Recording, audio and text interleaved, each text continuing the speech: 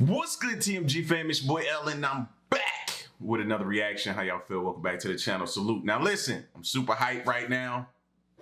You see it. You see it. My Titans just got a win.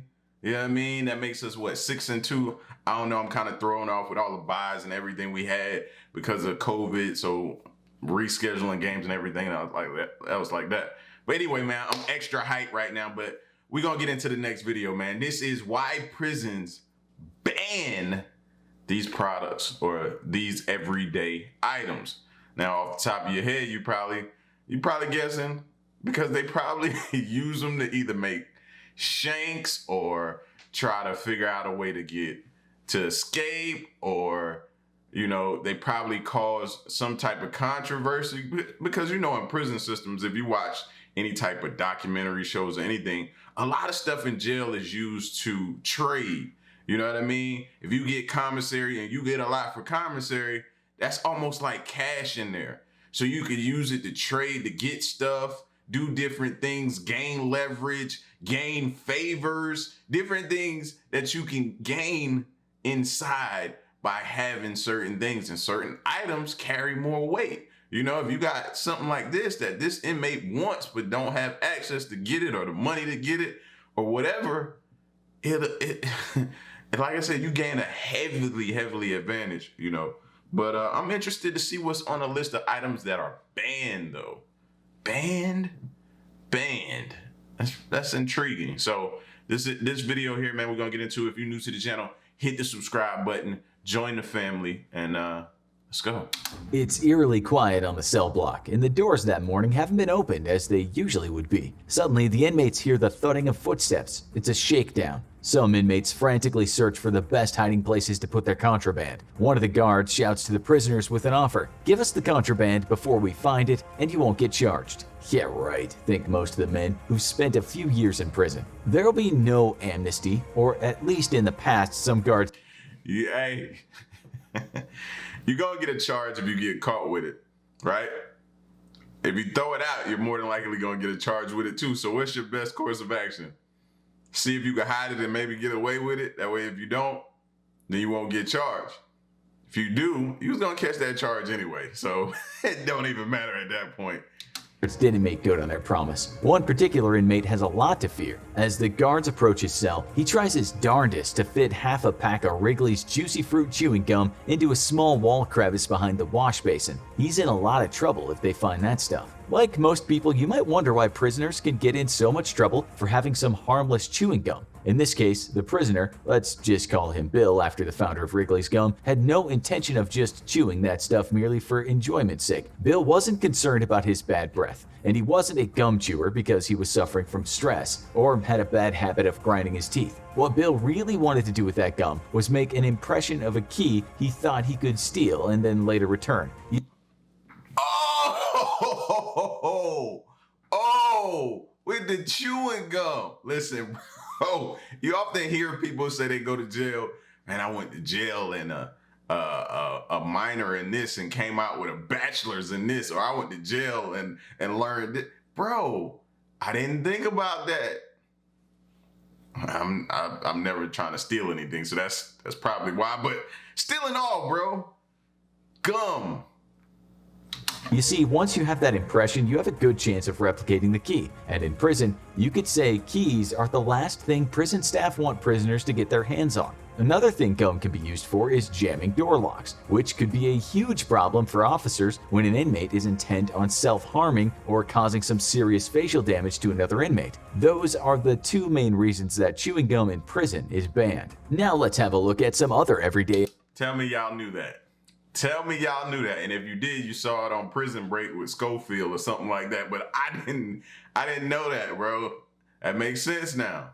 Items that are usually verboten in the penitentiary. Some of them we're sure will come as a surprise to you. Well, unless you've been around the prison blocks yourself. A lot of prisoners pass the time by sketching or writing diaries, or perhaps writing the next great American crime novel. And while paper is for the most part allowed, one thing prisoners can't have are spiral-bound notebooks. You know, those ones with the rings holding the thing together. You might automatically think that the reason is because the metal rings can be fashioned into weapons. And you'd be right, but there's another reason. prison. That's because if a prisoner has some smarts, he or she might be able to pick a lock with the device made from those rings. The next one, from what we can see, only applies to prisoners in England and Wales. This rule was introduced only in 2013. Some prisoners over there can get through many hours enclosed within those prison walls by watching movies. There's not always good movies on TV, and so the prisoners might have the choice to watch DVDs. Okay, so that's good for them, and if they want, they might even rewatch old prison escape movies such as The Great Escape or The Shawshank Redemption. But there's one kind of DVD they cannot have, and those are movies that have an R rating. You might think that sounds pretty stupid when a lot of those men have actually lived R-rated lives, but back in 2013, the Justice Secretary said he no longer wanted inmates watching violent movies or films that depict too clearly how— That makes sense. That makes sense though. Yo, why do I want to show y'all a violent movie and then expect y'all to behave and act accordingly and be civil in this prison? If I show you a movie that's gonna get you riled up or give you ideas or make you violent, or what do you think that's gonna translate into? A long 8-hour shift for me. A long 8-hour shift, a bad day for an inmate, just headaches all around it. Neither I nor the warden want. Yeah. Makes sense now. I was about to say, dang, man, these dudes over 21, a lot of them. Yeah, most people, yeah, they over 21. So how you gonna tell me not to watch an R-rated movie? I was about to go there, but now it makes sense. He said he no longer wanted inmates watching violent movies or films that depict too clearly how babies are made. Back to the US, and censorship there is also alive and well, but this time we're talking about various books being banned in certain states. Texas has banned 12,000 books in its prisons, with some of those being classics written by the likes of William Shakespeare. Hold on, y'all, I gotta go back. That's messing with me. He said he no longer wants you to watch movies of how babies are made. Too clearly how babies are made. I guess he don't want to get them aroused. That is definitely bad. You know, we've all heard those nasty prison stories like that. So, I hadn't think about that either. The movies can probably excite some people. Wow. Back to the US, and censorship there is also alive and well, but this time we're talking about various books being banned in certain states. Texas has banned 12,000 books in its prisons, with some of those being classics written by the likes of William Shakespeare and the man that penned Big Brother is Watching, George Orwell. For a while in Colorado's prisons, you couldn't even get your hands on Barack Obama's 2 memoirs because the state said they were potentially detrimental to national security. That decision was later reversed. But a lot of activists in the US still say book banning in prisons on such a wide scale defies logic. One of the most popular books in the US prisons and other prisons around the world is called The 48 Laws of Power. In a dog-eat-dog environment, this could be said to be essential reading. Ask the rapper 50 Cent. It became so popular that a bunch of US prisons have now banned it. Moving on, getting a good night's sleep in prison can be hard because of the noise, but also because of the lights. One thing you'd think that the prison commissary would sell is sleep masks. But if they aren't available in the prison store, then technically they are classified as contraband. Boy, who in their right mind would sleep with a mask on in prison? The place where you gotta watch out for everybody. You're always looking over your shoulder. You can't trust anybody, not even your cellmate. Why are you putting on a mask that gives your cellie the opportunity to get the drop on you? I wish I might. Man, are you crazy, fool? We found one prisoner whose hustle was making prison masks, but he was in fact breaking the rules. It seems that earplugs are usually available, so at least an inmate can block out the noise. As for the next one, some of you will immediately know why it's considered contraband, while our more innocent viewers may have to think about it. In prison, you're not allowed to store any of your bodily fluids, and that goes for all fluids that can possibly come out of your body. We don't think we need to go into too much detail. It doesn't matter if some prisoners have adopted an alternative health kind of lifestyle and have decided to imbibe their own urine. You just can't keep that stuff. The reason is some crazed or aggrieved inmates might fashion some kind of squirting device and fire the liquid at the guards. This is something prisoners refer to as gassing. One big pain in the exterior for a lot of prisons is the fact that they're not allowed to take lists into prisons of addresses and telephone numbers. Some prisoners will just have to remember the important numbers and addresses and then write them down on paper they're given. In time, they can get more numbers and addresses from people they call or write to. We found one guy that wrote his numbers down in a Bible Bible he'd been given, but in some prisons you're only allowed a certain kind of Bible, the soft kind. It differs from prison to prison, but in some places you might only be able to order a certain number of books, and those books might have to have softbacks. The reason for this is that those large hardbacks might make a good hiding place for a prison knife, and while hiding a shank in the spine of a Bible might seem immoral, it's been done before. Another reason is that a 1,000-page encyclopedia with a rigid hardback would hurt a bit if you were hit over the head with it. Sometimes prisoners accidentally find themselves with contraband, and that might be because they've been sent some legal paperwork from their attorneys. There have actually been cases of prisoners getting in trouble for having staples and paper clips that were part of a package sent by an attorney. A staple or two might not make a good weapon, but one thing staples are good for is making tattoo needles. As for paper clips, those harmless things, if used correctly, can help a man to get out of his handcuffs. Basically, anything metal and pointy is not allowed in prison. Me and my lawyer would have had a problem, bro. You just got me in trouble. Possibly extended my sentence, fam. And it was probably some public defender that did it. Got way too many cases. Clearly out of his span of control. And did something dumb and got me messed up. Yo, I would be pissed. Imagine that happening 5 days before you were set to release. Yeah. Now imagine what you would do to him. Mainly because it can be used to puncture things or unlock things. You should also know that prisoners can't just store lots of certain items. Sure, there are hoarders in prison, but those guys often find themselves on the wrong side of the guards. It could be something as harmless as toilet paper, but if you have enough of that stuff and a lot of time on your hands, you can harden it until it becomes something known as the toilet paper shank. This is also the reason prisoners might not be allowed to have full-length pencils, because they can be used to put a hole in the person. What prisoners are usually given are short pencils referred to as golf pencils. It depends which prison you're in and what kind of security unit you're housed in, but often all a prisoner will have to write with is one of those golf pencils. This is a real pain for some prisoners who write a lot, and they've been known to modify them and make them longer. Sticking with pencils, if you add enough water to the graphite, you can make something to put on your face. In women's prisons, believe it or not, makeup might be available to buy at the commissary, but that's not always the case. Sometimes women or men who like to wear makeup can use the shells of M&Ms and mix them with water. Once a prisoner has the candy and has the palette, all kinds of colors can be made.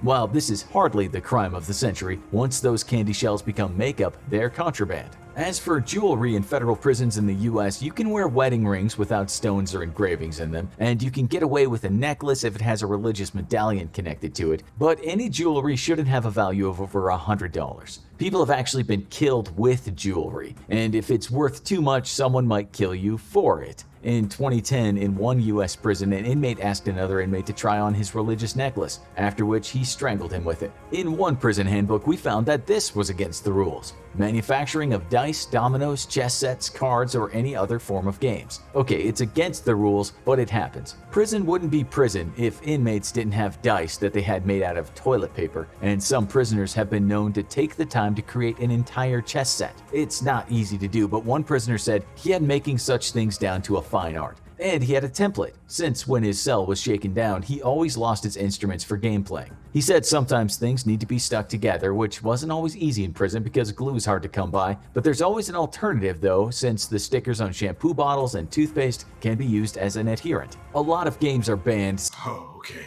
You talking about the adhesive stuff. I was like, say, what did they use to make glue then? Oh, I started thinking the worst, y'all. Come on, man. Y'all know how it is. My bad, bro. Oh, my bad, bro. But I started thinking, like, what are they using to make? Do we even want to know what they're using to make glue? But these dudes are still some of the most creative dudes. I mean, you have nothing but time. You have nothing but time. So you get creative in your mind of ways to come up with different things. And then it gets turned into weapons after that. You know what I mean? So what can you do with that?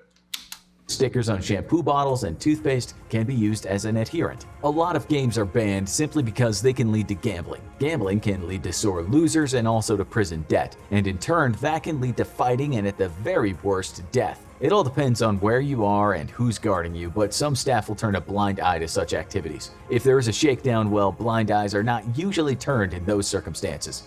That's true though. I was watching, I forgot what I was watching. It was a clip of it.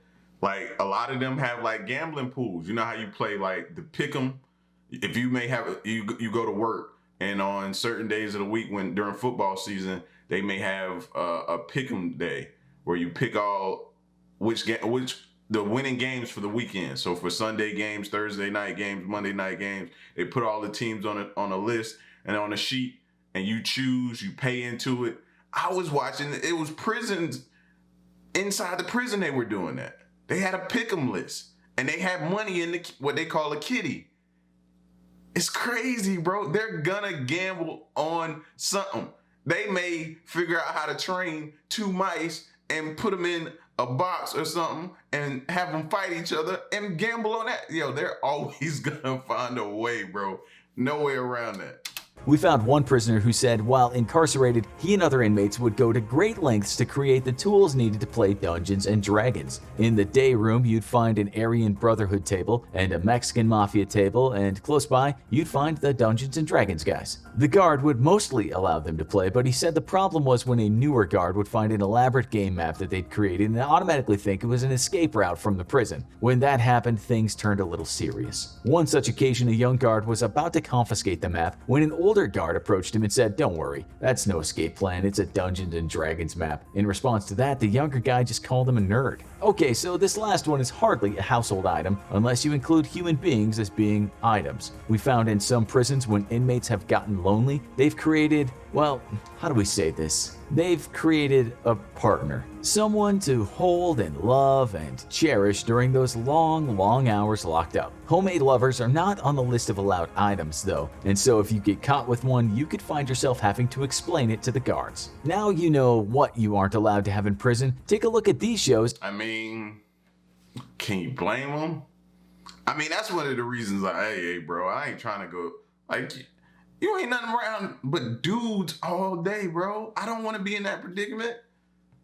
I like being around my woman. Nice, something soft to lay against. You know what I'm saying? Like, come on, bro. I'm not trying to be in there around dudes all day where I got to create a friend to hold and become. Nah. Let me just stay out of there. It's not for me. Some people, you hear about people all the time, man. It's funny because if you ever read the DMX book back in the day, like I didn't read it all the way through, but I read part of it. And he used to talk about stints where he would get arrested, come home, not even be home for a full 24 hours and get arrested again. And that cycle was continued for a while. Like, that's insane to me, bro. To come home and not even be home 24 hours before you're arrested again? That's how it is for some people, man. But this was a dope look inside of the prison to see what type of items was banned. And I was thoroughly surprised, man. Thoroughly surprised. Especially gum used to make a key. Creative, you know? But y'all get at me in the comment section, man. Let me know what y'all think. Leave a like, leave a like, leave a like, leave a like, and share the video and subscribe, man. Until the next time, I'm out. Peace. Y'all stay solid. Hey.